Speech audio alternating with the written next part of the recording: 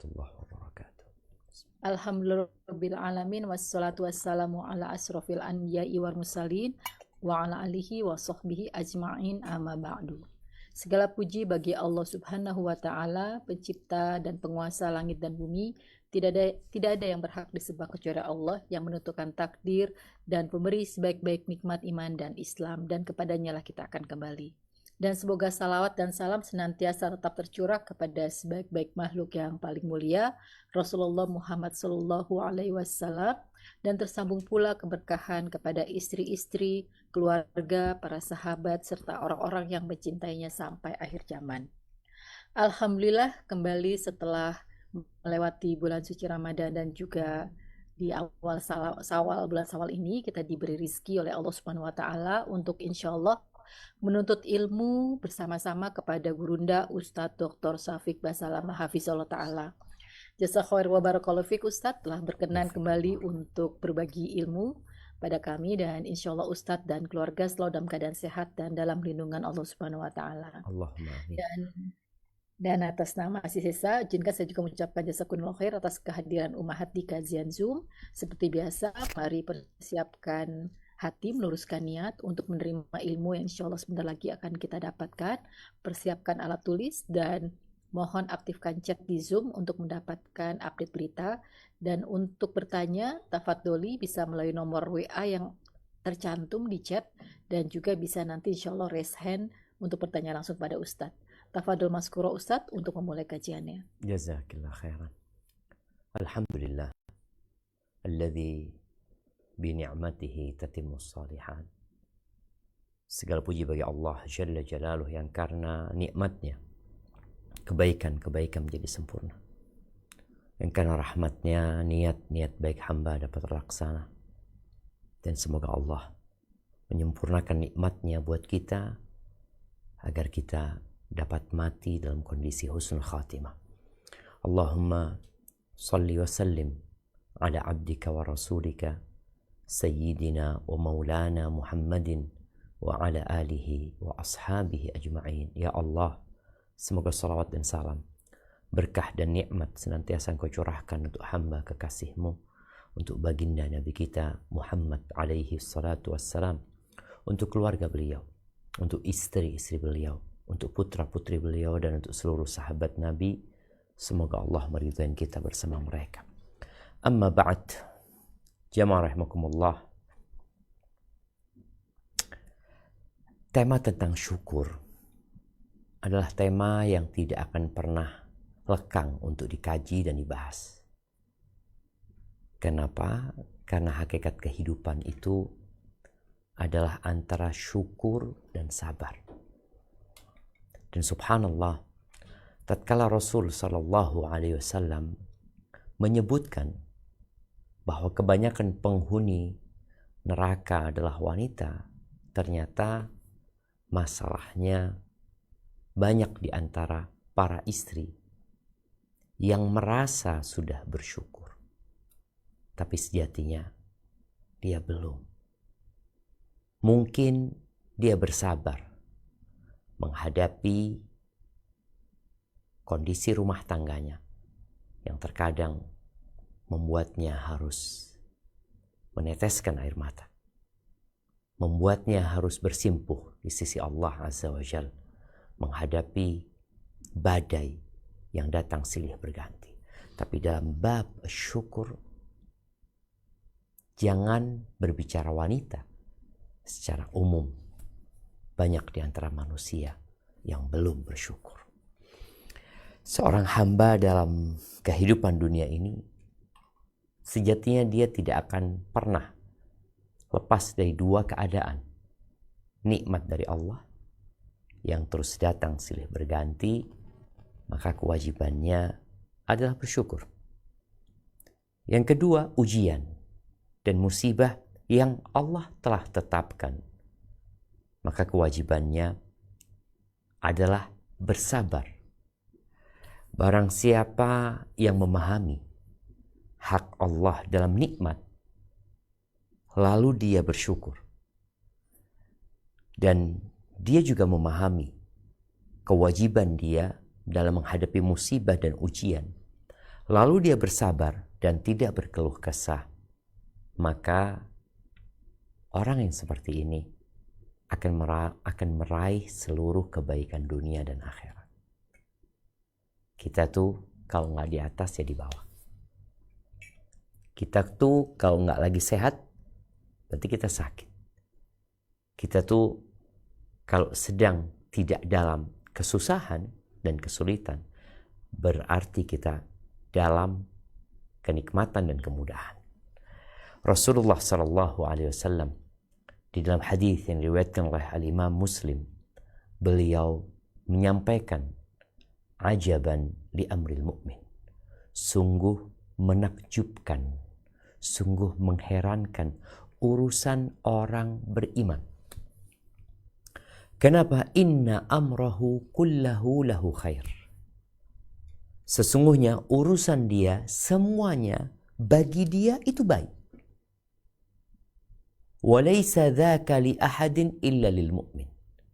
Yang seperti ini tidak dimiliki oleh siapapun kecuali orang yang beriman. In asabathu sarra syakar fakana khairan lahu. Kalau dia mendapati sesuatu yang menyenangkan, maka dia bersyukur. Dan bersyukurnya itu lebih baik buat dia. Bahkan syukurnya itu lebih baik daripada nikmat yang Allah berikan. Wa in asabathu dharra. Kalau dia ditimpa sesuatu yang tidak menyenangkan, sabar. Maka dia bersabar. Fakana khairan lahu. Maka kondisi itu baik buat dia. Bahkan nikmat sabar itu jauh lebih dahsyat daripada kalau dia mendapatkan sesuatu yang dia inginkan. Ahibati fillah, jadi orang yang bersyukur, maka hatinya akan lapang. Dia akan tenang dan tentram apapun yang terjadi. Umar bin Khattab radhiyallahu ta'ala anhu, dia pernah mengatakan, "Lau anna syukra wa sabra." Seandainya syukur dan sabar itu matiyatani, dua kendaraan. Jadi syukur dan sabar ini dua kendaraan. Ma ubali ayyatahuma arkab. Aku nggak peduli kendaraan yang mana aku naiki. Karena dua-duanya adalah baik. Subhanallah. Tatkala syaitan, iblis ya. Iblis itu dilaknat karena dia nggak bersyukur. Karena dia congkak. Karena dia angkuh. Karena dia nggak nurut. Intinya dia nggak bersyukur. Karena sejatinya ujian yang Allah berikan itu imma syakiran wa imma kafura. Orang itu jadi pandai bersyukur atau jadi orang yang kufur. Dan iblis tahu apa yang menyebabkan dia dilaknat, diusir dari surga Allah Azza wa Jal. Dia nggak bersyukur. Ketika dia tahu hal itu, maka iblis berupaya sekuat tenaga, sepanjang masa. Bahkan iblis nggak pernah tidur siang. Untuk membuat manusia tidak bersyukur. Apa kata Allah Azza wa Jal di surat Al-A'raf ayat 16 dan 17. Nah, silahkan dibaca.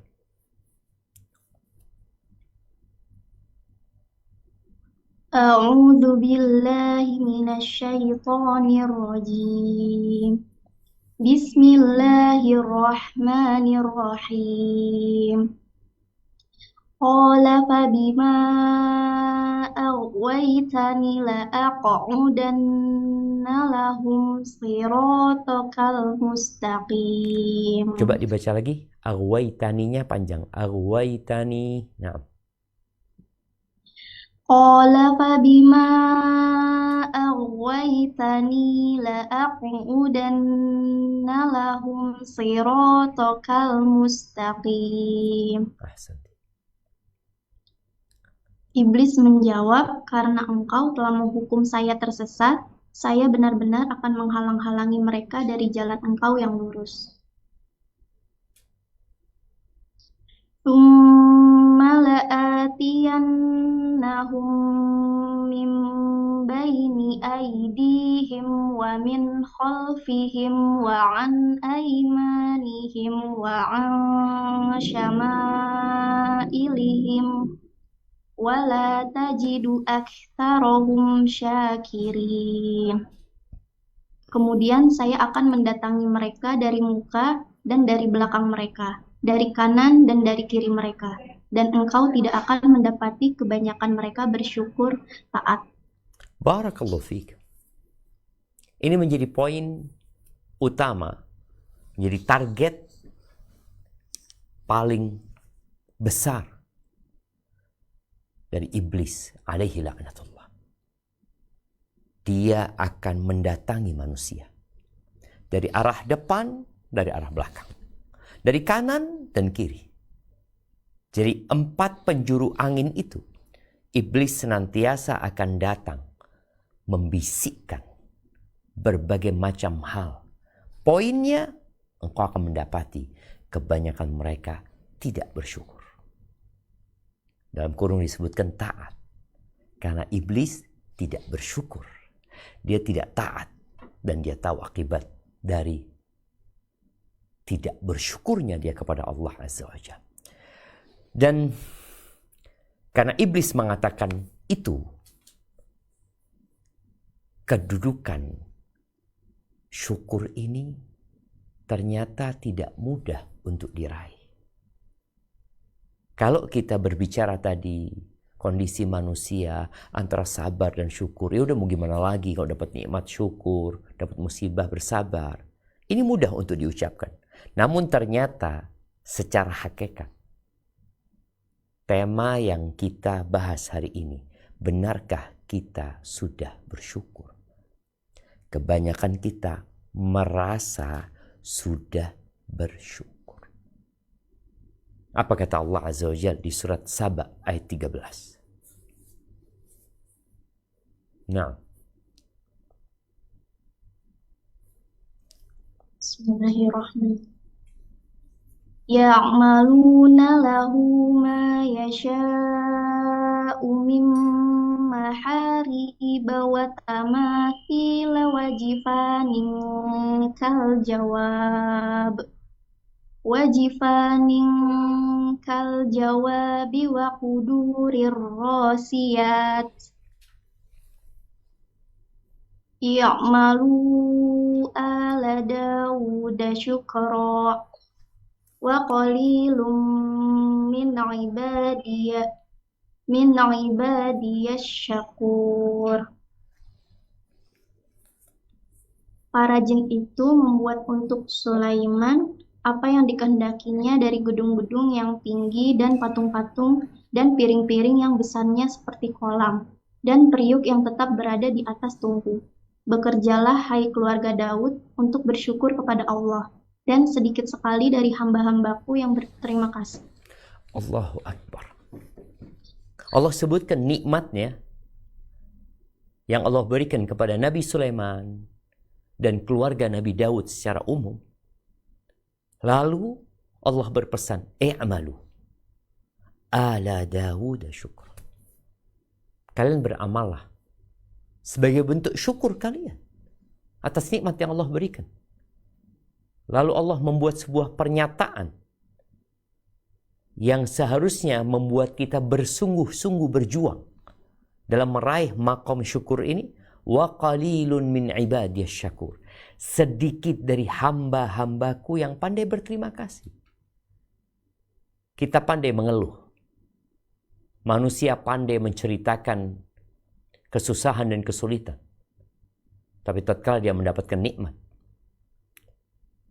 terkadang dia lupa. Ahibati fillah,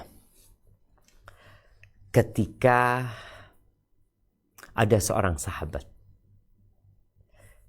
yang merupakan salah satu ulama dari generasi sahabat Rasul sallallahu alaihi wasallam yang bernama Mu'ad bin Jabal. Rasulullah sallallahu alaihi wasallam memegang tangannya Mu'ad, menggandengnya, lalu berkata, "Ya Mu'ad, wallahi inni uhibbuka. Wahai Mu'adz, demi Allah, aku mencintaimu. Kemudian Nabi SAW mengatakan, usika ya Mu'adz. Ini menjadi sebuah metode yang harus dicontoh oleh umat. Jadi sebelum kita memberikan koreksi, maka jalin dulu koneksi. Jadi koneksi sebelum koreksi. Nabi SAW mengatakan, demi Allah, aku mencintaimu wahai Mu'adz. Ini menjalin koneksi. Agar orang yang mau dikasih tahu, itu hatinya terbuka. Dan telah tersambung dengan kita. Baru setelah itu, Nabi Muhammad SAW berkata, la tada'anna fi duburi kulli salatin an taqula, jangan pernah engkau tinggalkan di penghujung setiap salat untuk berdoa mengatakan, Allahumma a'inni ala dzikrika wa syukrika wa husni ibadatik. Ya Allah, bantulah aku. Ini ulamanya para sahabat. Disuruh berdoa, memohon bantuan kepada Allah Azza wa Jalla. Apakah bantuan dalam mengurusin rumah tangga? Apakah bantuan dalam mengelola sebuah usaha? Apakah bantuan meminta bantuan kepada Allah agar dipermudah urusan ekonomi? Ternyata tidak. Meminta bantuan kepada Allah agar senantiasa mengingat Allah. Yang kedua, bersyukur kepada Allah dan beribadah yang baik kepada Allah. Allah Azza wa Jalla mengatakan, fadhkuruni adzkurkum washkuruli wala takfurun. Ingatlah kalian kepada aku akan ingat sama kalian.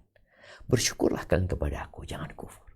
Tapi ternyata untuk mencapai maqam syukur itu kita membutuhkan pertolongan dan bantuan Allah Azza wa Jalla. Maka doa yang baru saja kita dengar jangan hanya dibaca tanpa pemaknaan dan penghayatan. Karena Allah Jalla Jalaluh tidak mengabulkan doa yang bersumber dari hati yang lalai dan lengah.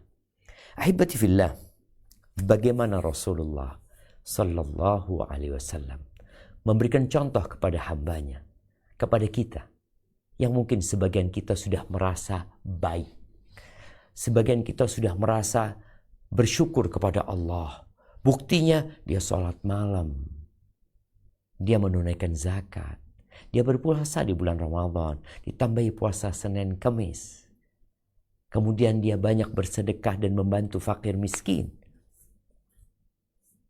Coba kita lihat Rasul SAW. Bagaimana beliau hendak mencapai maqam syukur.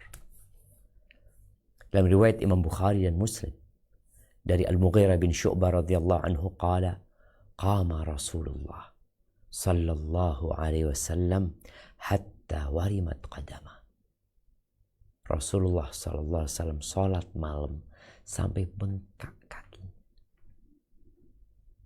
Sampai bengkak. Sebagian kita bengkak kakinya karena asam urat. Kebanyakan makan. Bengkak kakinya mungkin karena berolahraga yang berlebihan. Ini Rasulullah SAW bengkak kakinya karena berdiri panjang dalam sholat.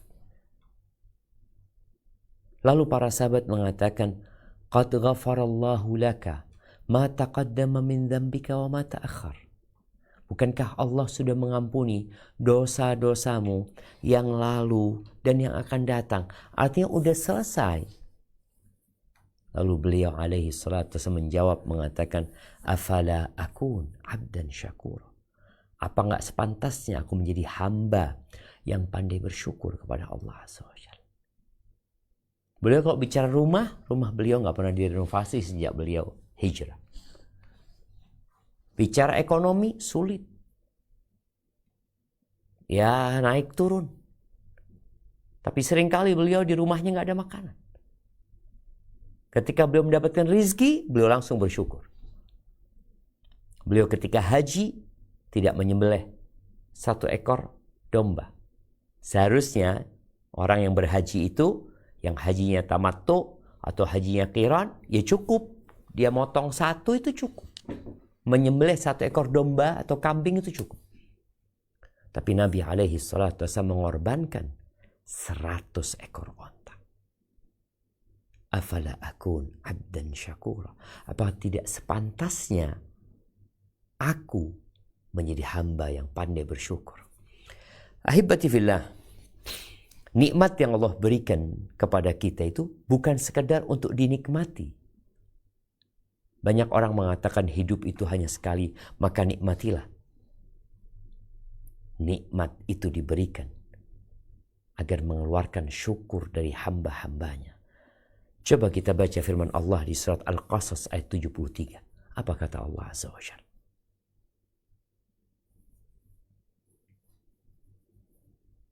Bismillahirrahmanirrahim.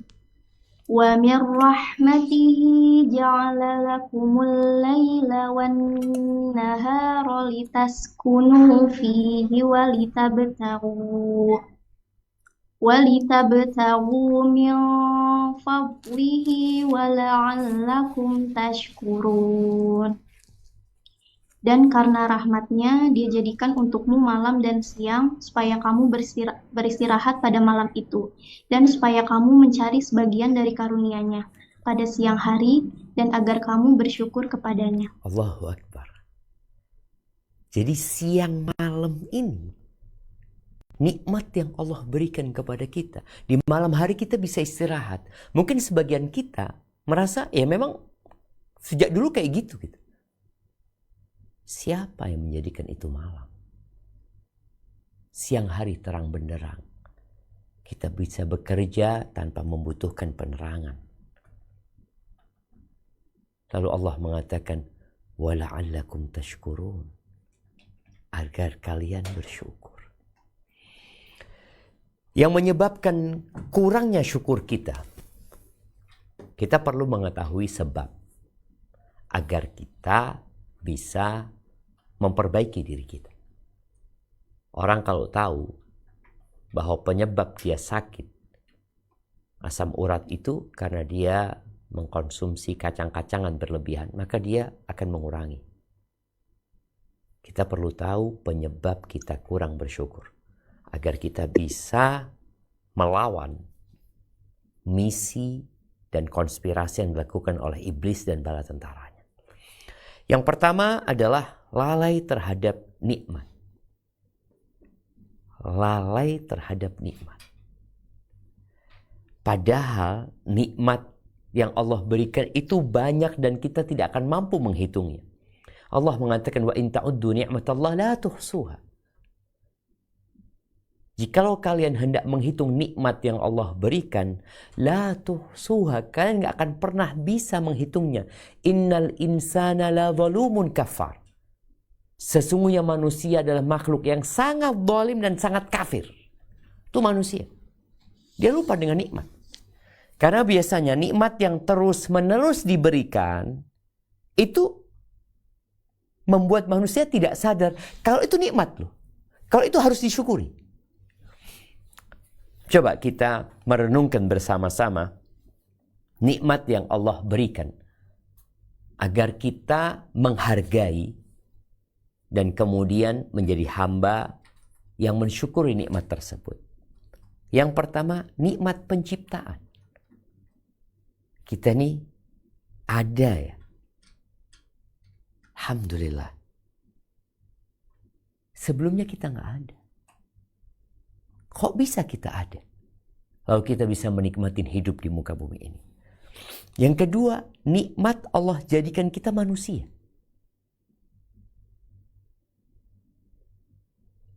Manusia yang terhormat, manusia yang dimuliakan, dan Allah tidak menjadikan kita binatang.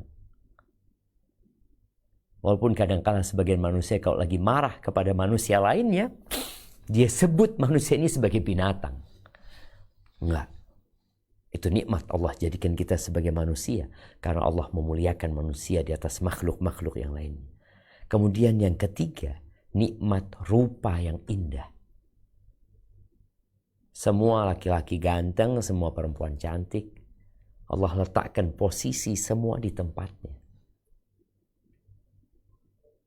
Tapi sebagian kita lupa kalau itu nikmat. Yang keempat, nikmat dapat berbicara dan memberikan keterangan. Itu nikmat. Kita bisa ngomong. Dan rata-rata manusia Allah berikan nikmat berbicara. Walaupun ada beberapa manusia, karena hikmah Allah Azza wa Jalla, Allah jadikan mereka bisu. Tapi kebanyakan kita bisa berbicara. Engkau pikir itu bukan nikmat? Udahkah engkau mensyukuri? Atau sudahkah kita mensyukuri nikmat bisa berbicara, bisa ngomong? Apa kata Allah Azza wa Jalla di surat Ar-Rahman ayat 1-4? Nah, di surat Ar-Rahman ayat 1-4. Tafadhali. Bismillahirrahmanirrahim. Ar-Rahman, Tuhan yang Maha Pemurah. Allamal Qur'an, yang telah mengajarkan Al-Quran. Khalaqal insan, dia menciptakan manusia. Allamahul bayan, mengajarnya pandai berbicara. Allahu Akbar. Itu nikmat. Kita bisa ngomong. Itu nikmat. Tapi sebagian kita biasa aja. Padahal itu nikmat lebih agung daripada nikmat harta sebenarnya. Tatkala Allah jadikan engkau bisa berbicara. Di surat Al-Balad Allah mengatakan, alam naj'al lahu 'ainain wa lisanan wa syafatain. Kami menjadikan bagi manusia lisan dan 2 bibir.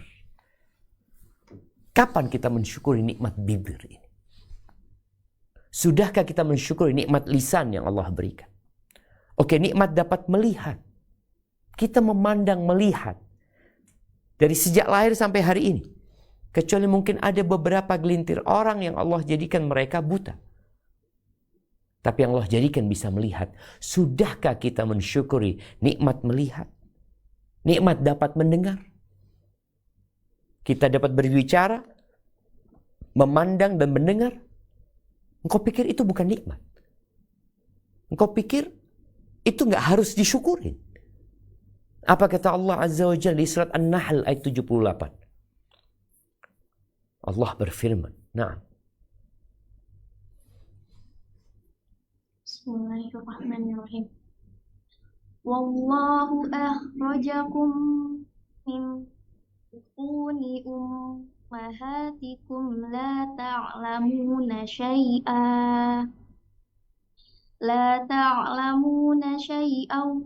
waja'ala lakumus sam'a wal absara wal afidah la'allakum tashkurun. Dan Allah mengeluarkan kamu dari perut ibumu dalam keadaan tidak mengetahui sesuatu pun. Dan Dia memberi kamu pendengaran, penglihatan, dan hati agar kamu bersyukur. Allahu Akbar. Allah sebutkan nikmatnya di sini. Nikmat ilmu. Kita nggak ngerti apa-apa keluar dari perut ibunda kita. Lalu kita bisa tahu. Kemudian kita bisa mendengar. Kita dapat melihat. Dan Allah jadikan buat kita hati yang dengannya kita dapat berfikir, merenungkan dan menghayati. Supaya apa? La'allakum tashkurun. Agar kalian bersyukur. Sudahkah kita mensyukuri nikmat ilmu? Nikmat pendengaran? Nikmat penglihatan? Nikmat hati? Maka Allah katakan sedikit dari hambaku yang pandai bersyukur. Kemudian nikmat bergerak. Imma kita berjalan, tangan kita bisa bergerak, kaki kita bisa melangkah, kita bisa duduk, kita bisa berdiri. Apakah engkau pikir itu bukan nikmat yang harus disyukuri? Atau sebagian kita akhirnya tatkala mendapatkan musibah, dia lupa dengan semua nikmat yang tadi kita bicarakan. Bahkan dia merasa seperti orang yang paling sulit hidupnya. Kenapa bisa seperti itu? Dia lupa. Lalai dengan nikmat yang Allah berikan. Taib, nikmat rasa. Kita bisa merasakan manis, pahit, kecut, asin, hambar. Ingat ketika COVID-19. Tatkala sebagian kita mengkonsumsi apapun rasanya sama. Mungkin sebagian orang dia makan, Ustaz, ana cuma makan nasi sama garam.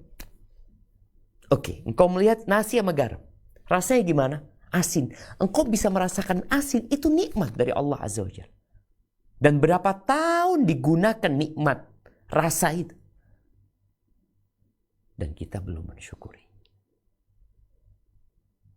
Kita tidak menganggapnya nikmat. Biasa aja. Dan kemudian nikmat bagaimana Allah tundukkan binatang-binatang. Allah tundukkan bumi ini untuk kita. Untuk manusia. Kalau bicara binatang, sayur-sayuran, ikan. Itu Allah tundukkan untuk menjadi nikmat buat manusia. Mungkin sebagian orang ketika dia makan ikan, ya Allah, ikan teri kecil ya. Di ikan itu ada banyak nikmat. Dari mulai engkau bisa melihat itu ikan teri. Engkau bisa ngomong ikannya teri. Kemudian engkau rasakan ada asin. Ada banyak nikmat yang belum kita syukuri. Nikmat air. Yang dengan air ini Allah tumbuhkan tanaman-tanaman. Yang segala sesuatu yang hidup diciptakan dari air. Kita bisa membersihkan diri kita dengan air. Dan orang akan merasakan nikmat air ini kalau dia kehilangan air. Di tempat-tempat bencana, ketika banjir, dia nggak bisa menggunakan air bersih. Dia akan tahu ternyata air itu nikmat. Nah, dan Allah bisa jadikan air itu asin kalau Allah berkehendak. Kita minum air saja itu nikmat yang harus disyukuri. Bisa merasakan air dengan lisan kita, bisa memegang dengan tangan kita. Hanya air ya. Jangan bicara yang lain. Apa kata Allah Azza wa Jal di surat Al-Waqi'ah ayat 68 sampai 70. Nah. Bismillahirrahmanirrahim. Afara'aitumul ma'alladzi tashrabun. Maka terangkanlah kepadaku tentang air yang kamu minum. A'antum anzaltumuhu minal muzni am nahnul munzilun. Kamukah yang menurunkannya dari awan atau kamikah yang menurunkannya? Lau nasya'u ja'alnahu ujajan falaula tashkurun. Kalau kami kehendaki, niscaya kami jadikan dia asin. Maka mengapakah kamu tidak bersyukur? Allahu Akbar. Itu nikmat air. Allah bisa jadikan air itu asin. Sehingga tatkala kita menimba di sumur, tatkala kita mengambil air dari mata air, dari sungai, semuanya Allah bisa bikin asin. Tapi Allah enggak. Lalu Allah katakan, falaula tashkurun. Kenapa engkau enggak bersyukur? Mengeluh saja. Tidak taat dan patuh kepada perintah Allah Azza wa Jalla. Banyak menyimpang dari aturan. Kemudian nikmat yang paling agung, nikmat Islam. Kita menjadi orang Islam. Yang Rasul SAW mengatakan, kullu ummati yadkhulul jannah. Semua umatku itu masuk surga. Yang kata Allah Azza wa Jal, inna ad-dina 'indallahil Islam. Sesungguhnya agama yang diridai Allah di sisinya hanyalah Islam. Dan Allah mengatakan, wa man yabtaghi ghairal islami dinan fala yuqbala min. Barang siapa yang memeluk agama selain Islam, maka Allah tidak akan menerima dari dia. Wa huwa fil akhirati minal khasirin. Dan dia di akhirat akan termasuk orang-orang yang merugi. Allah tidak menjadikan kita orang-orang kafir. Allah Azza wa Jalla mengatakan, "Walladzina kafaru lahum naru jahannam la yuqdu 'alaihim fayamutu." Dan orang-orang yang kafir bagi mereka neraka jahanam. Mereka tidak dihabisi kemudian mereka mati. Wala yukhaffafu anhum min 'adzabiha. Dan tidak akan ada peringanan untuk azab mereka. Kadzalika najzi kulla kafur. Begitulah kami memberikan balasan kepada orang-orang yang kafur, yang kufur, yang tidak mensyukuri nikmat Allah Azza wa Jalla. Nikmat jadi orang Islam. Di saat kita melihat dari 8 miliar manusia, hanya 2 miliar yang Islam. Tapi dari 2 miliar juga masih banyak yang belum pandai bersyukur. Tapi bicara nikmat lain, nikmat sehat, nikmat afiah, nikmat harta, nikmat anak yang dikasih anak. Oh, anak gak dikasih anak. Lihat kepada nikmat yang lain. Nikmat makan dan minum. Nikmat bernafas. Nikmat bernafas. Kalau kita harus bernafas dengan oksigen, kita harus beli, maka insya Allah semua harta yang kita miliki nggak akan cukup. Kalau kita selama 24 jam, dikali 30 hari, dikali 12 bulan, kita harus menggunakan oksigen bernafas. Tapi kita nggak pandai bersyukur. Ahibati fillah. Itu yang pertama, yang membuat orang tidak bersyukur karena dia lalai dengan nikmat yang Allah berikan. Yang kedua, dia tidak memahami nilai nikmat tadi. Oke, dia tahu, dia sadar, oke, pendengaran nikmat dari Allah Azza wa Jalla, kesehatan nikmat. Tapi dia tidak memahami nilai dari nikmat tersebut. Kapan orang akan merasakan nikmat atau nilai dari nikmat itu? Ketika kehilangan. Hasan al-Basri mengatakan, "Man lam yara lillahi alaihi ni'mah." Barang siapa yang tidak memandang bahwa Allah memberikan kepada dia nikmat, kecuali makan dan minum, maka ilmu dia sangat dangkal sekali. Kok yang kau lihat nikmat itu hanya harta? Ahibati fillah. Disebutkan ada seorang yang datang kepada Yunus bin Ubaid. Dia mengeluhkan kesulitan ekonomi. Dan kalau kita melihat masalah ekonomi menjadi masalah yang dialami oleh banyak orang. Apalagi sejak harga BBM atau sebagian BBM itu naik. Ya. Ini orang mengeluh kepada Yunus bin Ubaid dengan kesulitan urusan ekonomi. Lalu Yunus ingin mengingatkan orang ini dengan nilai nikmat yang ada pada dirinya. Dia mengatakan, "Ayasurruka bibasarika hadzal ladzi tubsir bihi 100,000 dirham." Apakah engkau mau matamu itu diganti, matamu dua ini diganti dengan 100,000 dirham? 100,000 dirham. 100,000 dirham ini 10.000 dinar ya. Jadi kira-kira 40 kilo. 10.000. Nah, 42 kilo setengah emas. Engkau mau kedua matamu diganti, anggap 200 miliar. Dua mata. Maka kata, la, fabiyadika, tanganmu. Dua tanganmu nih. Engkau nggak punya dua tangan tapi punya uang 200 miliar.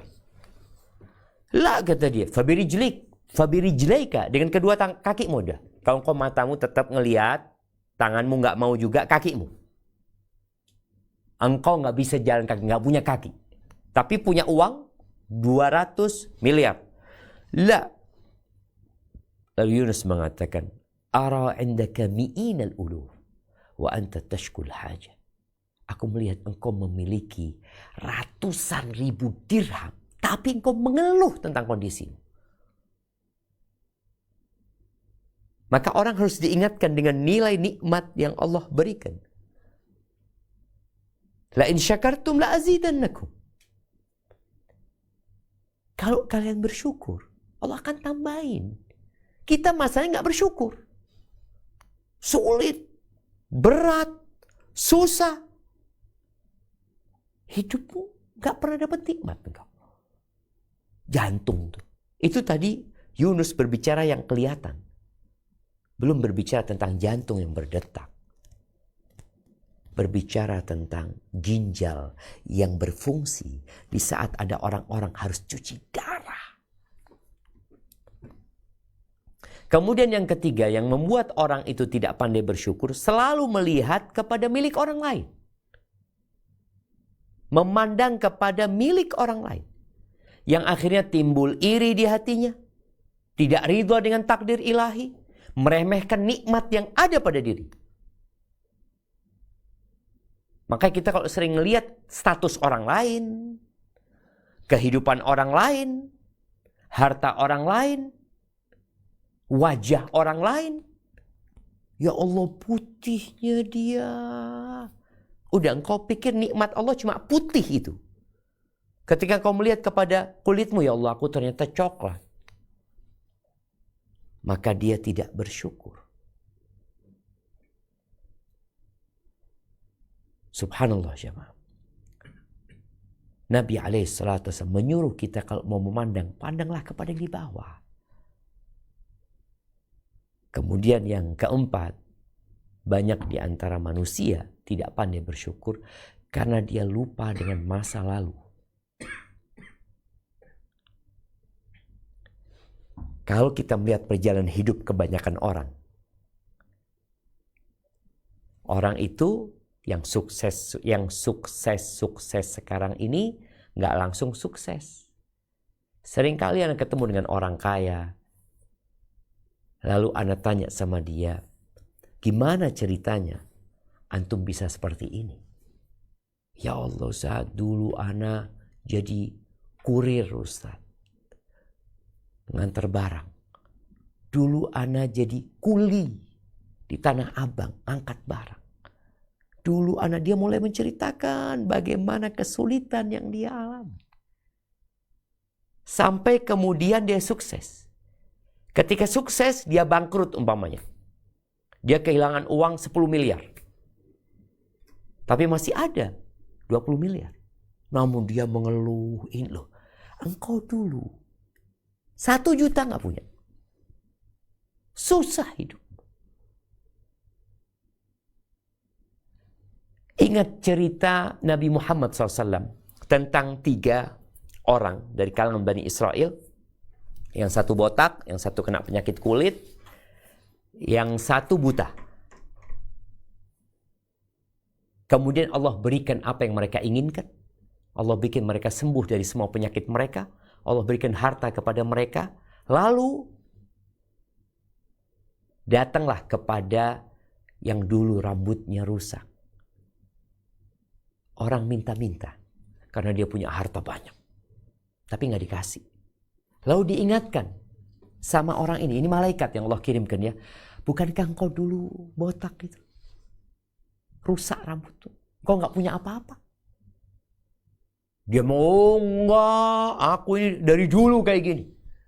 Aku mewarisi ini dari nenek moyangku.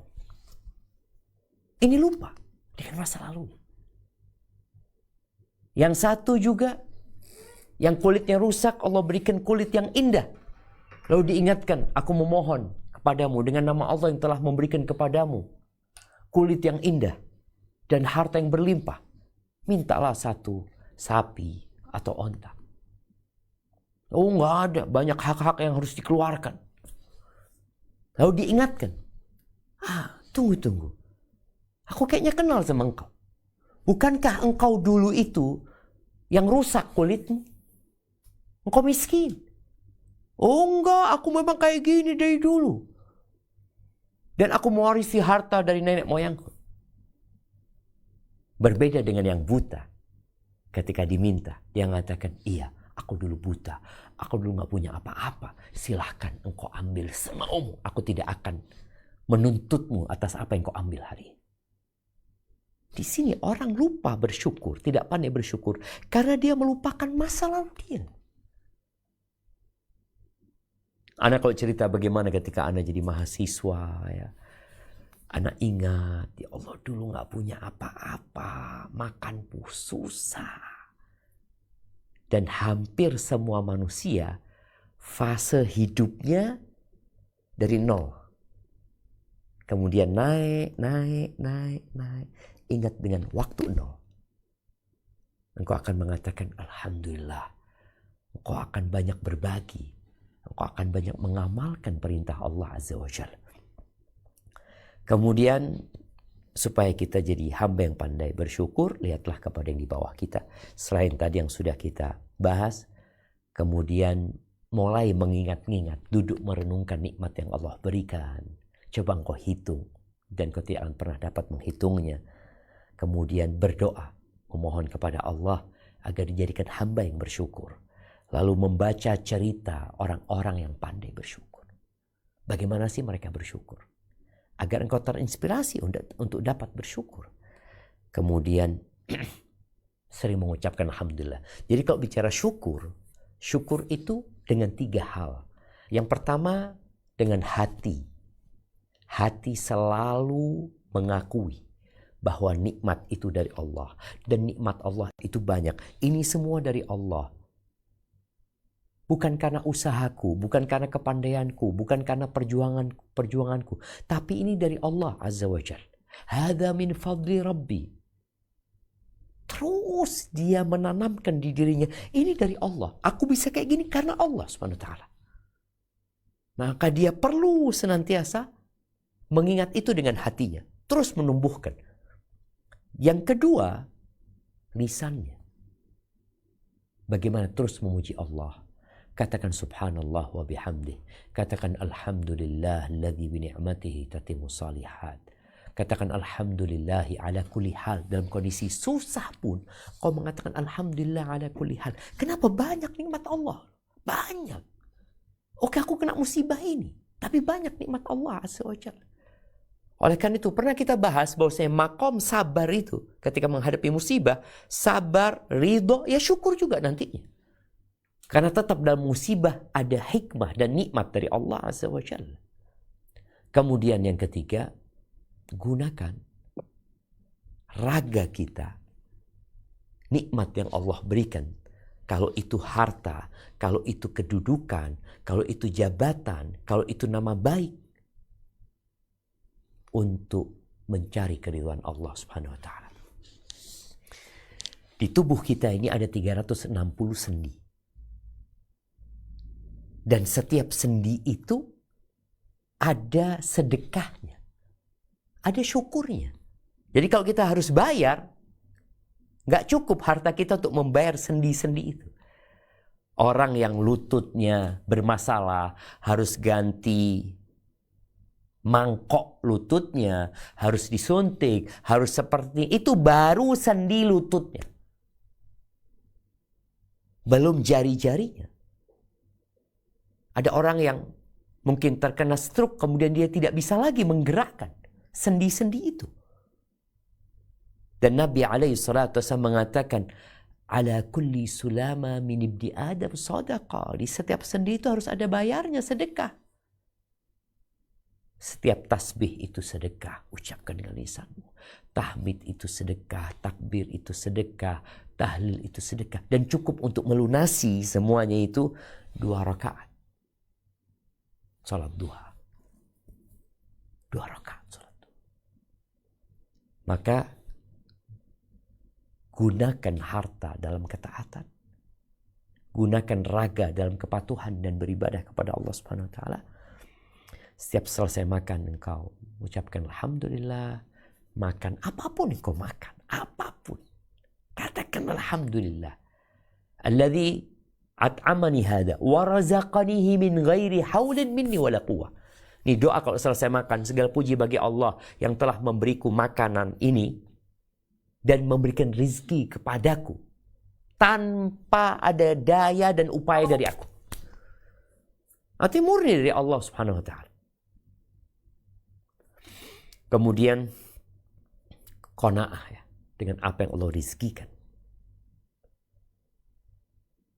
Dalam sebuah hadis Nabi SAW berkata kepada Abu Hurairah, kun qani'an takun ashkaran nas. Jadilah engkau orang yang qanaah, yang menerima, yang puas dengan apa yang Allah berikan. Engkau akan menjadi orang yang paling bersyukur. Qanaah. Tapi kalau kita dikasih satu terus ingin dua, ingin tiga, ingin empat, terus nggak pernah puas dengan apa yang Allah berikan, maka engkau tidak akan pandai bersyukur. Dan usahakan setiap pagi dan petang kita membaca zikir pagi dan petang bersama artinya. Dan sebentar lagi kita akan masuk ke bulan Dzulhijjah. Yang punya kelebihan harta, berangkatlah haji. Oh, saya sudah haji. Berangkat lagi, nggak apa-apa. Kalau ada kelebihan harta. Ana ingat dengan kisah seseorang dari, Ana lupa Madiun atau Kediri. Ketika Anda tanya dia berapa kali berangkat haji, dia katakan 3 kali. Masya Allah, Anda ngomong. Semuanya plus, kata dia semuanya plus ya. Dulu daftar, sekarang berangkat tahun itu juga. Terus dia cerita, ketika kita haji yang pertama, Anda ngomong sama istri, nanti kalau kita dikasih rizki lagi sama Allah, kita bangun masjid ya, nggak usah haji sudah. Kan udah hajinya. Akhirnya mereka bangun masjid. Pulang dapat rezeki, bangun masjid. Selesai bangun masjid, Allah kasih rezeki lagi. Dia daftar haji lagi. Lalu berangkat haji yang kedua. Kemudian dia ngomong sama istrinya, nanti kalau kita dikasih rezeki, jalan di kampung kita aspal ya. Kesian masyarakat di kampung itu. Kata istrinya, iya. Dan alhamdulillah pulang dari haji kedua, dia dapat rezeki dari Allah. Dia aspal jalan di kampung itu. Kemudian kata dia, Allah kasih rizki lagi. Mereka berangkat yang ketiga. Itu salah satu bentuk kita mensyukuri nikmat yang Allah berikan. Dan kurban. Tidak semua berangkat haji karena kuotanya terbatas. Tapi yang punya kelebihan harta, dia masih bisa merasakan apa yang dirasakan jemaah haji. Salah satunya dia berkurban. Usahakan ketika engkau berkurban yang maksimal. Tadi kita ingat Nabi SAW 100 ekor onta. Engkau dikasih rezeki berapa sama Allah. Dan ingat, perhitungan apa yang kita keluarkan itu persentase. Persentase. Nabi SAW punya 1 ekor kambing, ya itu yang dipotong. Punya 100 ekor, itu yang dipotong. Dan kita punya harta berapa? Usahakan berkorban yang paling istimewa. Dan Allah sejatinya tidak menerima darah dan dagingnya. Tapi yang Allah terima ketakwaan kita. Dan itu salah satu bentuk syukur kepada Allah Azza wa Jalla. Barakallahu fiik. Itu yang dapat Anda sampaikan, kurang lebihnya mohon maaf. Semoga memotivasi kita untuk menjadi hamba yang bersyukur kepada Allah Subhanahu wa taala, dan teruslah berdoa, Allahumma a'inna ala dzikrika wa syukrika wa husni ibadatik. Mungkin kita masuk ke sesi tanya jawab. Anda kembalikan ke moderator. Jazakillah khair. Jazakallah khair Ustaz atas ilmu yang telah diberikan, dan Afwan izin untuk membacakan pertanyaan pertama yang masuk. Bismillah, semoga Ustadz selalu dalam lindungan Allah. Amin ya rabbal alamin. Ustadz, awal menikah saat ada cobaan, saya masih melihat lebih banyak yang bisa disyukuri dengan kuat dengan adanya suami. Namun setelah beberapa tahun dan cobaan datang juga dari suami, saya merasa berat untuk bersyukur meski juga tidak berani untuk komplain pada Allah. Saya merasa saat zikir alhamdulillah lebih jadi kewajiban. Apakah merasa terpaksa menerima karena tidak ada pilihan? Namun juga tidak komplain kepada Allah, bisa dianggap bersyukur meskipun sedikit. Ini satu lagi yang juga serupa Ustadz.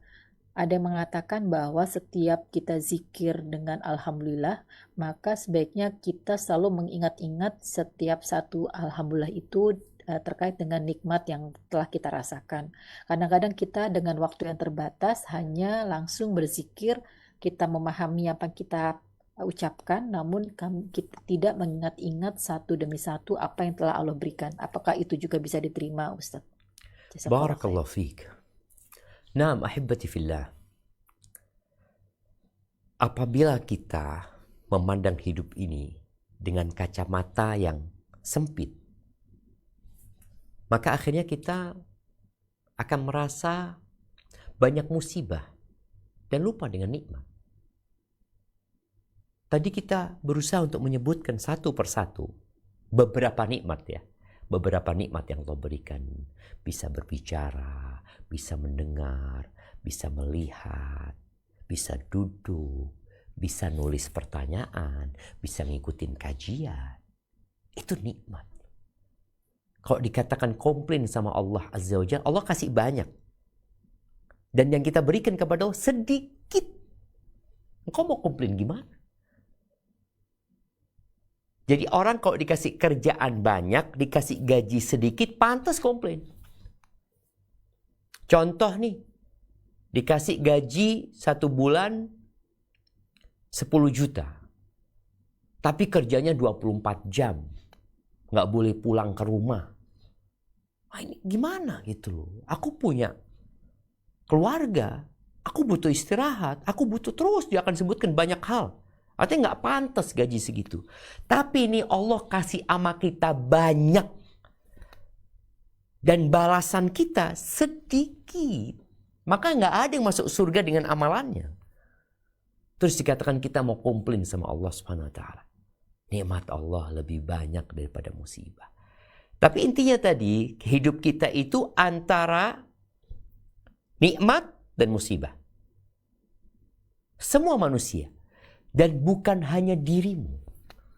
Kalau tadi katakan aku mau komplain sama Allah, gimana gitu ya. Loh, apa yang kau hendak komplainkan kepada Allah? Sedangkan Allah maha baik sama engkau. Boleh jadi engkau melihat kepada orang lain. Bicara suami, engkau melihat kepada kekurangannya. Sehingga engkau akan hidup susah. Apakah dikatakan engkau bersyukur? Allah mengatakan wa qalilun min ibadiyas syakur. Sedikit dari hambaku yang pandai bersyukur. Sedikit. Artinya kebanyakan kita mengeluh. Padahal Allah udah kasih banyak. Nabi Ayub. Nabi. Bagaimana Allah ambil semua hartanya. Allah matikan semua anaknya. Ditambah lagi nama baik beliau. Ya, namanya orang habis kaya raya, habis banyak anaknya, kemudian jatuh miskin, dikasih penyakit sama Allah Azza wa Jalla. Akan semakin berat ujian itu. Orang kalau dari kecil miskin ya biasa. Tapi orang kaya jatuh miskin ini perlu dikasihani. Ini Nabi Ayub alaihissalam. Apa doanya? Wa ayyuba idznada rabbahu anni massaniya dhurr wa anta arhamur rahimin. Dia mengatakan aku ini ditimpa sesuatu, disentuh oleh penyakit, oleh satu hal yang membahayakan, dan engkau yang paling pengasih di antara semua yang mengasihi. Ketika kita memandang kepada nikmat Allah Azza wa Jalla, lalu kita memandang kepada orang-orang yang susah hidupnya, yang ada di bawah kita, dan kita memandang kepada amal soleh kita yang masih sedikit, plus dosa-dosa yang terus kita lakukan, maka kita akan mengatakan, ya arhamar rahimin, irhamna. Minta maaf ya Allah. Allahumma innaka afuun tuhibbul afwa fa'fu anni. Belum lagi, di musibah tadi ada penghapusan dosa. Ada nikmat di situ. Ada pengangkatan derajat. Dalam musibah yang menimpamu. Terus engkau merasa, ya Allah kok berat banget ini itu. Ya, semua akan berat. Kalau kita emban sendiri. Tapi kalau kita serahkan sama Allah, jadi ringan. Apa kata Nabi Yaqub alaihissalam? Innama ashku bathi wa huzni ilallah. Aku mengeluhkan kesulitan, kesusahan, kecemasanku kepada Allah. Jadi itu yang harus dilakukan. Adapun tadi berkaitan dengan apakah setiap kita mengatakan alhamdulillah kita perlu mengingat nikmat Allah? Iya, karena nikmat Allah banyak. Kalau engkau mengatakan alhamdulillah segala puji bagi Allah hanya sekedar kewajiban, engkau akan dapat pahala. Jadi kita mengatakan alhamdulillah tanpa kita memahaminya pun tetap dapat pahala. Tapi kalau kita mengatakan alhamdulillah dengan penuh penghayatan dan pemaknaan, akan segala puji bagi Allah. Ya Allah, engkau maha baik sama aku ya Allah. Banyak nikmat. Alhamdulillah, alhamdulillah, alhamdulillah, alhamdulillah. Terus kita ucapkan hal itu. Walaupun kadangkala di awal itu kita belum menyatu zikirnya dengan hati. Karena zikir itu amalan lisan. Hati ini memikirkan dan merenungkan isi dari zikir tersebut. Nanti lama-kelamaan akan nyambung dan menyatu dengan hati. Dan semoga kita lebih mensyukuri nikmat yang Allah berikan. Hadza wallahu a'lam bissawab. Naam. Jazakallah khair Ustaz. Pertanyaan berikutnya Ustaz. Naam. Assalamualaikum warahmatullahi wabarakatuh. Waalaikumsalam warahmatullahi wabarakatuh. Ustadz, alhamdulillah saya diberkati dengan 3 orang anak. Yang paling besar laki-laki baru tahun pertama kuliah di negeri. Yang kedua perempuan SMA kelas 2 dan yang terakhir laki-laki baru kelas 5 SD. Ustadz, anak saya yang perempuan sejak kecil selalu tidak mau kalah terutama pada abangnya. Waktu kecil misal dia akan marah kalau lihat abangnya sudah sholat subuh sementara dia baru bangun. Dan ini berlanjut sampai sekarang termasuk soal akademik. Saya dan suami senang-senang saja karena positif. Tapi saya kepikiran setelah mendengar kajian Ustadz tadi. Khawatir anak perempuan saya jadi sulit untuk bersyukur dengan yang telah dimilikinya saat ini. Dia maksa mau masuk akunting karena abangnya juga jurusan ekonomi. Padahal dia nggak terlalu bagus di matematik dan sangat bagus dalam bahasa dan menghafal. Alhamdulillah dia sudah hafal 3 juz sendiri. Mohon nasihatnya Ustadz, apa yang harus saya bicarakan kepada anak perempuan saya, mengingat dia sudah remaja, bukan anak kecil lagi. Barakallahu fikum. Masya Allah, barakallahu fiik. Naam, bicara anak-anak yang mau kuliah, biasanya mereka yang mau masuk kuliah itu ada ujian, ujian bukan kepribadian, kecondongan dia. Dia itu sebenarnya tepatnya di mana? Anak itu ikutkan itu saja. Sehingga dia bisa memahami tentang dirinya lewat ada pertanyaan-pertanyaan yang diberikan. Karena ingat ada kawan yang dia ketika menjawab pertanyaan itu dia nggak sungguh-sungguh. Akhirnya dia lebih cocok katanya ke kedokteran. Padahal dia sama sekali nggak ada kecondongan ke sana. Tapi ketika dia menjawab itu tidak dengan sungguh-sungguh, akhirnya yang membaca hasil ujian dia salah juga. Mengarahkan dia kemana dia harus belajar dan kuliah. Maka mungkin orang tua bisa menyuruh anaknya atau mengarahkan anaknya untuk ikut ujian. Ujian apa namanya ya? Ada yang tahu? Ujian apa? Bukan psikotes ya Ustadz? Psikotes, iya. Yang dia jawab itu sehingga dia tahu dia condongnya ke matematika kayak dia ke sosial atau dia ke IPA, kemana. Itu kalau mau kuliah, anak nggak tahu dulu ya. Anak punya kawan menceritakan seperti itu sehingga anak itu jadi tahu aku ini cocoknya kemana. Karena kadang-kadang kalau orang tua yang mengarahkan, anak tuh nggak mau karena dia tadi disebutkan dia ingin bersaing dengan kakaknya. Padahal Allah memberikan kelebihan buat dia di bab lain. Mungkin orang tua perlu mengajak anaknya diskusi, kemudian ditampilkan kelebihan-kelebihan dia. Sehingga dia tahu sebenarnya engkau cocoknya kemana. Karena subhanallah, gak semua orang harus jadi dokter. Gak semua orang harus jadi akuntan. Gak semua orang harus jadi seperti apa yang dia inginkan. Dia menginginkan sesuatu, tapi kadang-kadang kemampuannya gak ke sana. Di sini tugas orang tua untuk memberikan arahan dan selalu mendoakan anaknya, lalu ajak anaknya juga untuk melihat kepada orang-orang yang lebih susah, sehingga dia akan lebih pandai mensyukuri nikmat yang Allah berikan kepadanya.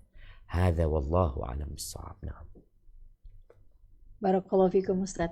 Itu tadi mungkin tes bakat minat ya Ustaz. Ada Tes bakat minat.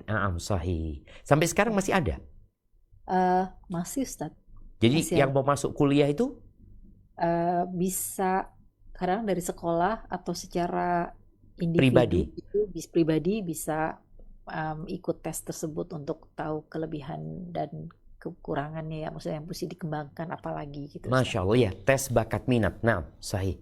Barakallahu fiik, jazakillah khairan. Berikutnya kita berikan kesempatan untuk Ukhti Putri Afan satu pertanyaan dan mohon sebisa mungkin sesuai dengan tema. Jazakillah khairan Ukhti Mala. Assalamualaikum warahmatullahi wabarakatuh Ustaz. Waalaikumsalam warahmatullahi wabarakatuh. Nah, tafadhali. Hayakumullah Ustaz. Allah yuhayyik. Afwan Ustaz, tadi awal kajian Ustaz mengatakan Allah tidak akan mengabulkan doa kita ketika hati kita itu lalai. Apakah ketika kita sedang futur Ustaz, itu sudah pasti doa kita tidak dikabulkan ya Ustaz? Dan apakah futur itu adalah tandanya kita tidak mensyukuri nikmat Allah ya Ustaz? Karena qadarullah Ustaz, ketika sedang futur terkadang yang tadinya sholat malamnya 8+3 jadinya 2+1 gitu Ustaz. Terkadang ayatnya mungkin panjang-panjang, ya ini ya yang singkat-singkat gitu Ustaz. Nah. Ya, mohon nasihatnya Ustaz. Jazakallahu khairan wa barakallahu fiik Ustaz. Assalamualaikum warahmatullahi wabarakatuh. Waalaikumsalam warahmatullahi wabarakatuh.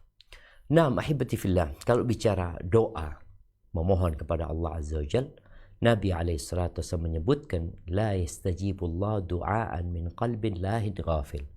Allah tidak mengabulkan doa yang bersumber dari hati yang lalai dan lengah dia. Artinya dia enggak serius ketika berdoa. Dia tidak sungguh-sungguh ketika memohon kepada Allah Subhanahu wa taala. Kemudian apakah orang yang futur kemudian dia berdoa, doanya tidak akan dikabulkan? Ya tergantung apakah syarat dan ketentuan doa itu dia penuhi atau tidak. Memang orang yang futur ini ya bisa dikatakan dia sedang tidak bersyukur kepada Allah Subhanahu wa taala atau kurang syukurnya. Karena boleh jadi tadi sholat sunnahnya berkurang, ketaatannya berkurang. Alhamdulillah kalau dia belum terjerumus ke dalam dosa. Karena ada yang futur hanya meninggalkan yang sunnah-sunnah. Tapi ada orang yang tidak pernah melakukan yang sunnah. Jadi ketika futur yang wajib pun berantakan. Bahkan dia terjebak ke dalam dosa. Maka ini tanda memang tidak bersyukur kepada Allah Azza wa Jalla atas apa yang Allah berikan kepada dia. Maka buat orang-orang yang sedang futur, doa yang tadi diajarkan Nabi alaihi salatu wasallam kepada Mu'adz bin Jabal perlu untuk diminta terus sama Allah. Minimal di penghujung setiap sholat. Kalau tadi memang sholat sunnahnya pun hilang. Bukan hanya berkurang ya. Dia sholat wajib saja. Maka jangan lupa untuk membaca Allahumma a'inni ala dzikrika wa syukrika wa husni ibadatik. Kemudian periksa dan cari tahu apa penyebab futurnya dia. Karena secara umum penyebab futur itu adalah dosa. Tapi boleh jadi ada kebiasaan-kebiasaan yang mungkin tidak berdosa, tapi kita kebanyakan melakukannya. Banyak makan, banyak ngobrol, banyak nonton, banyak mungkin kumpul sama teman-teman ya. Ini termasuk banyak tidur juga yang menyebabkan orang akhirnya hatinya rusak sehingga dia kurang bersyukur kepada Allah Subhanahu wa taala. Hadza wallahu a'lam bissawab. Barakallahu fikum Ustaz. Berikutnya saya bacakan dulu sebelum kita beri kesempatan untuk yang bertanya langsung. Assalamualaikum warahmatullahi wabarakatuh Ustaz. Waalaikumsalam warahmatullahi wabarakatuh. Orang tua saya sudah berpisah sejak saya dan kakak saya masih kecil. Tapi saya ingat bagaimana ayah saya menyakiti fisik dan mental pada mama. Dan setelah pisah, mama harus kerja keras sendiri menghindari ayah dan bekerja untuk membesarkan kami berdua. Saat ini saya dan kakak alhamdulillah sudah hidup baik dan giliran menjaga mama. Dan tiba-tiba ayah datang dengan kondisi sakit keras. Saya dan kakak memutuskan membantu secukupnya karena tetap dia adalah ayah. Tapi mama melarang dan akan mengucapkan kami anak durhaka kalau membantu ayah.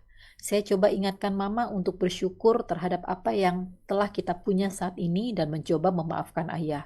Tapi hati Mama sangat keras. Apakah Mama dan kami berdosa, Ustadz, jika menghalau Ayah pergi? Apakah bisa dibilang kami kurang bersyukur? Barakallahu fiik. Naam, ahibati fillah. Barang siapa yang menebar pasir, maka dia akan menuai badai, ya. Apa yang dia tebar, dia itu yang akan dia dapatkan. Kama tadinu tudan, sebagaimana engkau berbuat, maka seperti itu pula akan diperbuat kepadamu, dan balasan sesuai dengan amal perbuatan. Baik, kembali kepada cerita tadi. Ada orang tua yang berpisah, lalu sang bapak tidak tanggung jawab kepada anak-anaknya. Mungkin dia juga menikah, mungkin juga tidak. Terus tadi sang ibu membesarkan anak-anaknya. Perlu diketahui bersama bahwa perceraian itu hanya memisahkan antara suami dan istri saja. Tapi hubungan ukhuwah Islamiyah tidak putus. Kemudian hubungan anak sama orang tuanya tetap. Itu anak ibunya dan anak bapaknya. Bapaknya bertanggung jawab full seharusnya memberikan nafkah kepada anak-anaknya. Apa yang harus dilakukan sekarang? Karena sang ibu sakit hati. Sedangkan sang anak punya kewajiban berbakti kepada ibundanya dan juga berbakti kepada ayahandanya. Dan dia harus lebih berbakti kepada ibunya, baru ayahnya. Maka dalam kondisi seperti ini, berusaha dia tetap berbakti kepada keduanya tanpa menyakiti salah satunya. Alhamdulillah dua anaknya memahami kewajiban tersebut. Hanya saja mereka memiliki ibu yang tidak mau menerima hal itu karena kezaliman yang pernah dilakukan oleh mantan suaminya. Maka silahkan ayahnya mungkin diletakkan. Kalau tadi kan sepertinya ditaruh di rumah yang sama, padahal mereka sudah bukan suami istri. Maka letakkan ayahnya di tempat lain. Kalau perlu ada pembantu, dikasih pembantu yang merawat ayah, tanpa ibu tahu. Tanpa ibu harus tahu. Karena kalau ibu tahu hanya akan menambah kebencian nanti antara ibu sama anak-anaknya. Jadi kadangkala kita berbakti itu nggak harus salah satu orang tua kita tahu. Berusaha kita berbuat baik sama ayah kita, walaupun dia pernah melakukan kezaliman. Karena kewajiban anak berbakti kepada orang tuanya bukan kalau orang tuanya baik saja, tapi dalam kondisi orang tuanya kafir pun menyuruh kepada kekufuran, tetap kita berusaha untuk berbakti kepadanya. Maka nasihat anak, berusaha untuk berbakti tanpa diketahui oleh ibu. Hadza wallahu a'lam bissawab. Jazakallah khair Ustaz. Berikutnya tafadholi untuk Ukhti Ani. Afwan, satu pertanyaan dan sesuai dengan tema. Syukran Ukhti. Assalamualaikum Ustadz. Waalaikumsalam warahmatullahi wabarakatuh. Tafadhali. Afwan Ustadz, izin bertanya. Suami saya saat ini sedang bekerja di perusahaan Islami dengan pemiliknya kebetulan salaf dan lingkungan kerja dan laki-laki semua. Namun gajinya qadarullah pas-pasan Ustadz dengan pengeluaran kami. Tapi saat ini suami saya sedang ditawarkan di pekerjaan dengan gaji hampir 2 kali lipat Ustadz, tanpa melamar pekerjaan ya Ustadz. Jadi tahu-tahu ditawarin gitu. Nah, sejujurnya kami berat untuk melepas perusahaan yang sekarang gitu. Namun karena kami memiliki banyak hajat seperti ingin melunasi hutang-hutang riba, umroh, biro walidain, dan menyekolahkan anak di sekolah yang agamanya bagus Ustadz, dan bisa sedekah juga ke beberapa orang gitu Ustadz. Bagaimana menurut pandangan Ustadz dengan keputusan yang harus kami ambil? Apakah suami saya harus mengambil pekerjaan ini atau tetap di perusahaan yang lama gitu? Pekerjaan ini, maksudnya pekerjaan yang ditawarkan ini, apakah akan menjaga keimanan dan ketakwaan suami? Nah, betul Ustadz. Akan.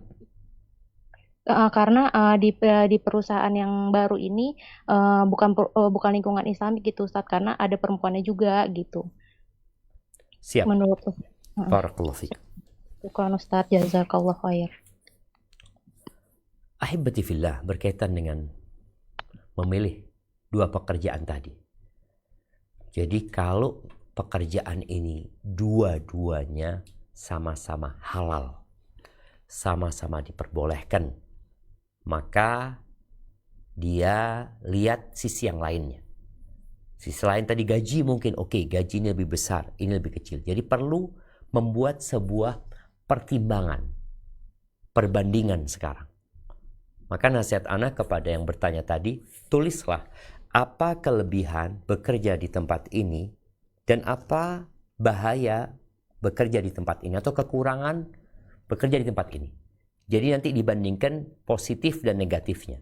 Baru nanti engkau bisa menetapkan kayaknya bertahan di sini atau pindah. Karena terkadang kita itu pada saat membandingkan nggak apple to apple. Sehingga kita mikir, oh ini kayaknya gajinya bagus, ini itu macam. Oke, dari sisi itu. Tapi nanti akan ada yang dikorbankan. Boleh jadi gajinya lebih banyak dan rencana tadi ingin bersedekah, ingin ini dan itu, bubar. Ketika tidak diberkahin sama Allah SWT. Karena ada satu dalam hal lain yang mungkin bertentangan dengan syariat. Maka nasihat ana, silahkan membuat perbandingan antara, apalagi sekarang ada AI, ada ChatGPT. Tinggal kita tuliskan di sana, kemudian dia akan membuat perbandingan, lalu silahkan musyawarah sama suami, setelah itu sholat istikharah, minta pilihan sama Allah SWT. Tapi kalau ternyata di tempat kerja yang gajinya pas-pasan tadi, itu lebih aman untuk keimanan, untuk ketakwaan. Dan insya Allah gaji yang sedikit itu Allah berkahin. Tinggal bagaimana mencari income dengan cara yang lain. Cara memperbanyak istighfar, memohon ampun kepada Allah Subhanahu wa Ta'ala, memperbanyak sholat malam. Terus kita cari jalan lain. Tidak harus dengan bekerja saja.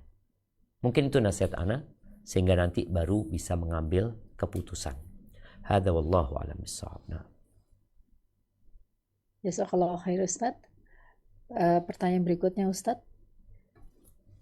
Naam, tafadhali. Bismillah. Ustadz, alhamdulillah kami mendapatkan rezeki dagang cukup besar. Namun kami alokasikan semua untuk menutup hutang kami yang riba dan non-riba dan membiayai pendidikan anak. Dan hanya sangat sedikit rasanya untuk bersedekah. Kami agak was-was kurang bersyukur pada rezeki yang Allah berikan. Mohon nasihatnya Ustadz. Dan afwan Ustadz, ini ada yang serupa, yaitu izin bertanya Ustadz tentang tidak berkurban karena mau bayar kuliah. Apakah termasuk kurang bersyukur Ustadz? Masya Allah, barakallahu fiik. Naam, ahibati fillah. Kita perlu belajar yang namanya fikih prioritas. Ada wajib, ada sunnah. Sunnah pun ada sunnah yang muakkadah, yang ditekankan, ada yang tidak ditekankan. Maka seorang muslim tatkala dia mempelajari hal itu, dia akan menjadi hamba yang bersyukur kepada Allah Azza wa Jalla tatkala dia menjalankan tugas-tugas yang wajib dia lakukan. Umpamanya tadi, dia nggak bisa sedekah karena uang yang dia milikin itu digunakan untuk membiayai anak-anaknya yang sedang sekolah atau melunasi utang-utangnya. Dia bersedih hati karena tidak bisa bersedekah. Kalau engkau punya niat bersedekah dan benar niatmu tulus lillahi ta'ala, lalu engkau tidak bisa bersedekah, tetap ditulis pahala sedekah untuk dirimu. Dia nggak bisa sedekah karena uangnya nggak ada, habis. Kemudian kalau tadi dikatakan orang ini punya kewajiban membayar tanggungan. Anaknya harus kuliah, anaknya harus sekolah. Gimana kalau dia kurban, akhirnya anaknya nggak bayar sekolah. Padahal jadi kewajiban orang tua untuk melunasi SPP anaknya. Maka lebih baik engkau lunasi yang menjadi kewajibanmu. Jadi hendaklah setiap orang itu memahami mana yang wajib, mana yang sunnah. Dalam sunnah pun tadi ada sunnah yang ditekankan, ada sunnah yang biasa aja. Sehingga seorang muslim proporsional dan profesional ketika dia menjalani tugasnya sebagai hamba Allah Jalla Jalaluh. Jangan sampai engkau bersedekah kepada orang lain, anakmu yang menjadi kewajibanmu, ternyata nggak dikasih nafkah. Atau istri nggak dikasih nafkah. Terus kadang-kala kita bantu orang lain, tetangga kita lupakan. Hada wallahu a'lam bissawab. Nah.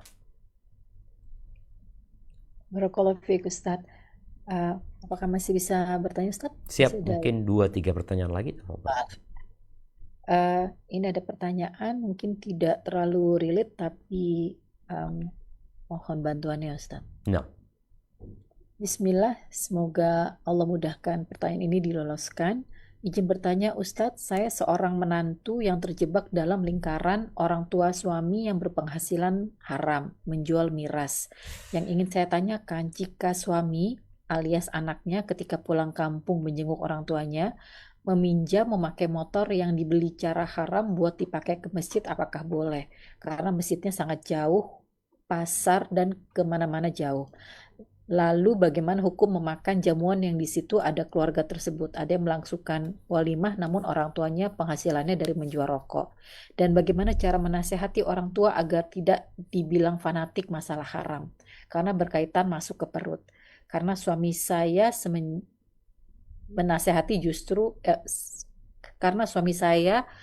menasehati justru dibilang durhaka dan berubah. Dan suami saya diam tidak protes terhadap pekerjaan ayahnya yang sudah puluhan tahun menjual haram. Dan terakhir, apakah warisannya, bagaimana hukum warisannya juga Ustaz? Masya Allah, barakallahu fikum. Nah, ahibati fillah, berkaitan dengan harta haram ini, Rasul SAW mengatakan, ayyuma lahmin nabata min suhtin fannaru awla bihi. Daging mana saja yang tumbuh dari hal yang haram, dari penghasilan yang haram, maka neraka lebih pantas baginya. Berkaitan dengan orang yang penghasilannya haram. Penghasilan haram ini ada dua. Yang pertama berkaitan dengan barang itu haram. Barang itu barang curian. Sehingga ketika dia kasihkan kepada anaknya, ketika digunakan untuk masak, dia ambil beras milik orang, kemudian dia masak, maka barang itu tetap haram, tidak boleh dimakan. Motornya juga seperti itu. Kalau motor itu motor curian, kemudian dibawa ke rumah, kita nggak boleh pakai motor tersebut, karena itu motor orang. Namun, kalau penghasilannya cara haram, tapi secara akadnya ada saling ridho di antara mereka, maka sebagian ulama membolehkan kita untuk memanfaatkan atau menerima pemberian dari orang yang seperti itu. Contoh, walaupun yang lebih baik warok kita tinggalkan ya. Contoh, orang ini riba. Dia kerjanya membungakan uang. Lalu dia beli sesuatu ke toko kita dengan uang tersebut. Kita mendapatkannya tidak dengan riba. Kita mendapatkannya dengan akad jual beli. Umpamanya dia ketika ke rumahnya, dia masak. Kita mendapatnya sebagai sesuatu yang disuguhkan kepada kita. Tapi ingat, ini bukan macam yang pertama. Macam yang kedua tadi, yang sebenarnya jual beli miras ini diharamkan oleh Allah SWT, tapi di situ ada ridho biridho. Dia tidak mengambil harta orang lain. Dengan cara yang orang itu tidak ridho dengan ketika kita jual beli sama dia. Jadi yang lebih waro adalah meninggalkannya, tapi kalau engkau tidak mungkin menghindari hal tersebut, maka semoga nggak ada masalah. Engkau makan di sana, seperti ketika kita bertamu ke rumah teman yang dia pelaku riba, kemudian dia menyuguhkan makanan, yang lebih hati-hati ya kita tidak mengkonsumsi makanan mereka seperti itu. Hadza wallahu a'lam bishawab. Dan orang tua ketika memberikan nasihat kepadanya, jangan bicara tentang haramnya miras. Dia tahu miras itu haram, tapi sudah menjadi sumber penghasilan dia. Ajalah orang tua ke kuburan untuk mengingat kematian. Ajalah dia untuk mengingat Allah Subhanahu wa taala, menampakkan kepada dia nikmat-nikmat yang Allah berikan, supaya hatinya terbuka dulu, baru setelah itu dikasih nasihat. Hadza wallahu a'lam bishawab. Nah. Jazakallah khair Ustaz. Pertanyaan berikutnya Ustaz. Ahsanallahu ilaikum Ustadz. Semoga Allah selalu memberkahi Ustadz dan keluarga. Allahumma amin. Ustadz, mohon nasihatnya untuk Ana. Saat ini qadarullah wa ma sa'a fa'ala, Ana gagal lagi bayi tabung yang ke-8 kali. Dan sebulan berikutnya Ana baru tahu kalau suami ternyata telah diam-diam menikah siri dengan tetangga dan sedang hamil 4 bulan. Masya Allah. Bolehkah Ana berhenti sejenak untuk mengucapkan Alhamdulillah dan hanya zikir lainnya sampai Ana bisa ikhlas, ataukah Ana tetap memaksa mengucapkan Alhamdulillah dengan hati yang sangat berat saat ini? Mohon nasihatnya Ustaz. Barakallahu fiik. Kalau bicara berhenti mengatakan Alhamdulillah, seakan-akan engkau nggak ada nikmat lagi yang didapatkan dari Allah Subhanahu Wa Taala.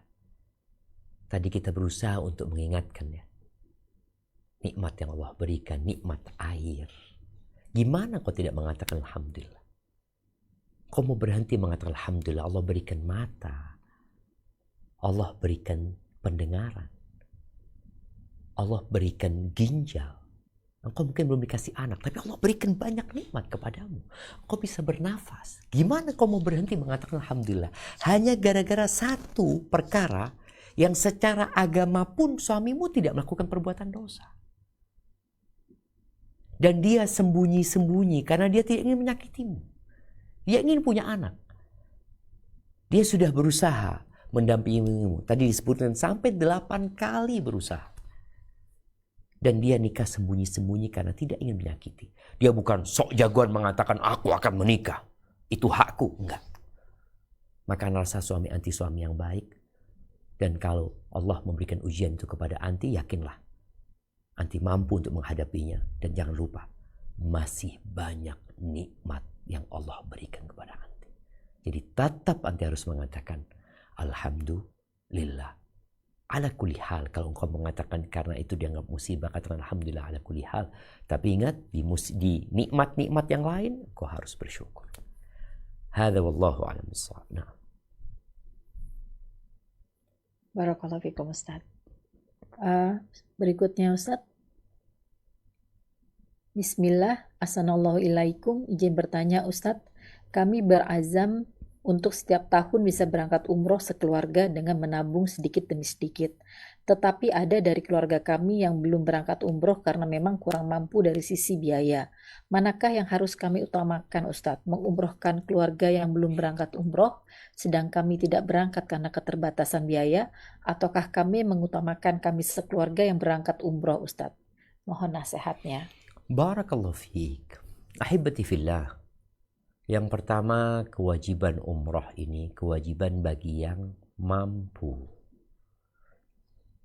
Yang tidak mampu nggak wajib. Kalau dikatakan tadi ada keluarga, ada kerabat, mereka belum berangkat umroh, mereka memang nggak mampu. Nggak wajib juga mereka menerima tawaran dari kita. Yuk aku berangkatin umroh ya. Mereka nggak mampu, mereka nggak wajib terima. Jadi kalau kita mau berangkat umroh, berangkatlah umroh, nggak ada masalah. Kalau engkau memang punya kelebihan harta.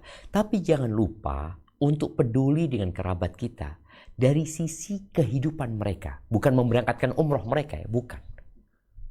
Tapi dari sisi memenuhi kebutuhan mereka. Kita punya kerabat, sulit makan. Maka berikan makanan kepada mereka. Sulit untuk sekolah, melanjutkan pendidikan. Maka berikan bantuan kepada mereka. Jadi bukan harus memberangkatkan umroh mereka. Karena mereka sejatinya tidak wajib berangkat umroh. Dan sekali lagi, kalau kita umpamanya daftarkan umroh ini buat mereka, mereka tidak wajib menerima juga. Karena mereka memang nggak mampu. Boleh jadi mereka lebih mau untuk biaya hidup mereka. Namun kadangkala kita melihat ada kerabat kita yang kita ingin berangkatkan umroh. Dengan harapan dia menjadi orang yang soleh. Dengan harapan dia mendapatkan hidayah di sana. Dia bisa berkumpul dengan orang-orang yang baik ya. Maka ini salah satu sarana untuk berbagi hidayah dengan saudara kita. Hadza wallahu a'lam bissawab. Itu yang dapat kita kaji pada kesempatan kali ini, yang benar dari Allah Jalla Jalaluh. Yang salah dari diri anak pribadi, Allah dan Rasulnya terbebaskan dari kesalahan itu. Sampai berjumpa kembali, Ana kembalikan ke moderator. Subhanakallahumma bihamdika asyhadu an la ilaha illa anta astaghfiruka wa atubu ilaik. Ana mohon undur diri. Wassalamualaikum warahmatullahi wabarakatuh. Waalaikumsalam warahmatullahi wabarakatuh, Ustaz. Alhamdulillah binikmati tatimus solihat. Jazakallahu khair wa barakallahu fiik, Ustaz, untuk waktu dan ilmu yang telah diberikan pada kami. Mohon doanya juga, Ustadz, insya Allah kami bisa mengamalkan ilmu dari kajian hari ini dan istiqomah. Amin ya robbal alamin. Dan akhwat di Zoom, demikian kajian sisa kali ini. Afwan, tidak semua pertanyaan bisa dibacakan. Jazakumullah khair atas partisipasinya. Jangan lupa untuk bergabung dengan grup kajian sisa di Telegram maupun di WhatsApp. Sampai bertemu di kajian tematik dan rutin sisa berikutnya. Kita tutup kembali dengan doa penutup majelis. Subhanakallahumma wa bihamdika asyhadu an la ilaha illa anta astaghfiruka wa atubu ilaik. Jazakallah khairan. Mbak Mala, jazakillah khair. Jazakillah khair, Mbak Fina, Mbak Sirin, Mbak Jazakumullah khair, ukti semua sudah bergabung. Sama-sama. Jadi pamit ya, keluar. Iya, ukti. Sampai Izin bertemu di Jumat close ya, juga insya Zoom-nya. Allah ya. Assalamualaikum warahmatullahi wabarakatuh. Waalaikumsalam warahmatullahi wabarakatuh. Waalaikumsalam warahmatullahi wabarakatuh. Terima kasih, Mas Iris. Makasih Mamala. Sama.